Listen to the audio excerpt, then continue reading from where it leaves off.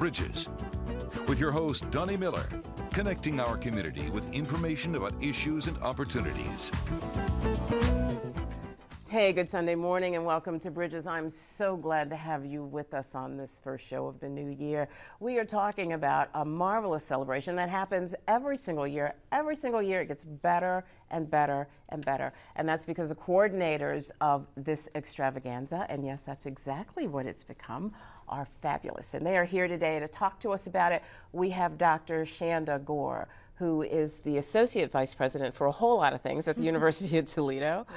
Welcome so much. Welcome back, actually. You've been here talking about this before. Really happy to have you. And the Mayor's Assistant, the most able, Bill Stewart. It's good to have you back as well. Thank you very much. You guys, every year this gets bigger and better and just more and more wonderful and more a part of the community, and every year underscores more intensely the importance of giving back to the community. Is this year any different than other years? Well, I really believe that it's not. Actually, it builds upon itself. I mean, this year's theme is Make a Way, and I think that says quite a bit about what we do in our community. I like that. And how we actually move forward as a group of people trying to not only better our communities, but actually our institutions. And we're excited about our theme this year. So I think that it speaks volumes to what we've been doing for the number of years. How long has it been? Do you any of you remember, Bill? This is the 12th year. No kidding. Yeah, this is the 12th year. Yeah. And I am, you were saying, is this year any different? It's different only because, interestingly, the day of our MLK celebration is also the day of President Barack Obama's inauguration. Mm-hmm. Wow. And to me, the two things, rather than being competitive, go very much together. Absolutely. Yeah. Absolutely. Yeah. And one of the great things, too, that I think people don't understand is that, or don't know a lot about, because we really focus on the celebration. And when you hear Martin Luther King Jr.'s name, then it takes on a life of its own.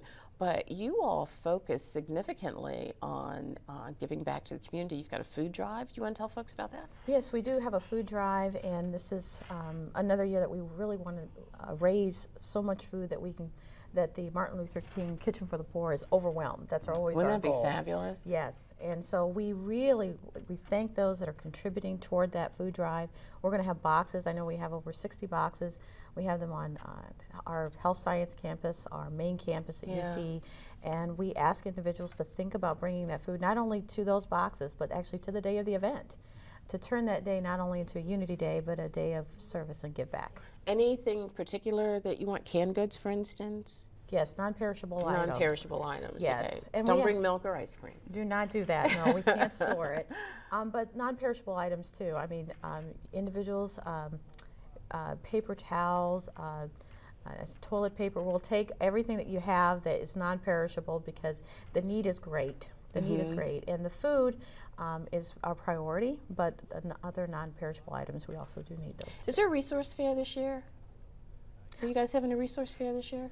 A resource fair? Community tables, yes. Community tables, yeah. Yes, yeah. we do. This is George Matt. Yeah. Yes. Yeah. Yeah, there are 23 this year, as a matter Really? of fact. Yes. And these are opportunities for people who are coming to find out about the resources in the community. Those primarily social service agencies. Yes, it's actually all nonprofits that are actually involved in these tables, and we have an overwhelming response there too. We're doubling up on the tables to make sure that we get everyone in.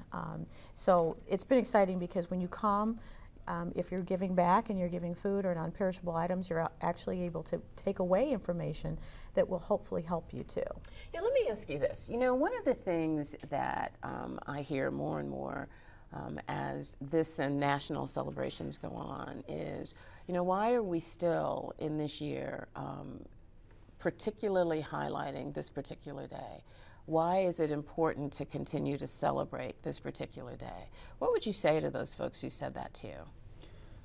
Well, I think that Dr. King is absolutely one of the most important individuals that this country has ever produced.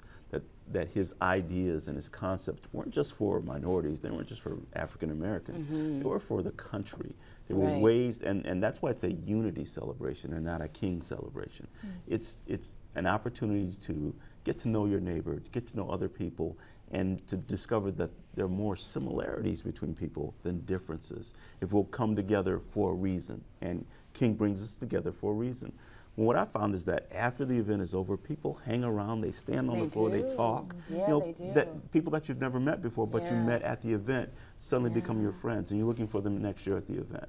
So I just think it's a fantastic opportunity. That, you know, that's such an important point you made, that it really is about unity. And so whether you believe in the King philosophy or not is really not the issue, because it's not a political event in by any means at all. No, and we've been very careful to make sure that that it's not. Truly, it's everyone coming together. I mean, we have a couple thousand people. It's really a gathering of a couple thousand people that sometimes have not seen each other for a year. Right. And this is their time to see each other. And then the fact that we have that breaking bread right after with the community luncheon is very powerful, because now you can sit down and have food with someone, and maybe you're sitting next to someone you may never have met before. Yeah, and hopefully there's some follow-up with people afterwards. You know, they connect and they move that thought forward. Because it's really time, I think, that we start looking at and celebrating the essence of King's message instead of, you know, the name and the face and the "I have a dream" speech, which we will hear 80 times on that day for sure around the country. Every kid in third grade will be repeating it, you know, and there is so much more to him and to his intention than that. Yeah, and I think that it's important, you know, at UT, we saw it as beyond that day. So Yeah, we I have think it's important to mention that this is in partnership with the University of Toledo and the mayor's office. Right. Yes. Yeah. We have a whole week, a Unity Week, that our students, it's driven by our students. And so there are a number of departments contributing toward that, really joining hands across the campus, besides, again, service, giving back to the community, but just having a number of activities going on to make it not Unity Day, but a Unity Week. Is there a scholarship as well still? I thought that there was. Do you want to tell me a little bit about that? Yes, actually at the university, around a year after unfortunate assassination of Dr. Martin Luther King, the university started a scholarship fund and has continued that all the way to today.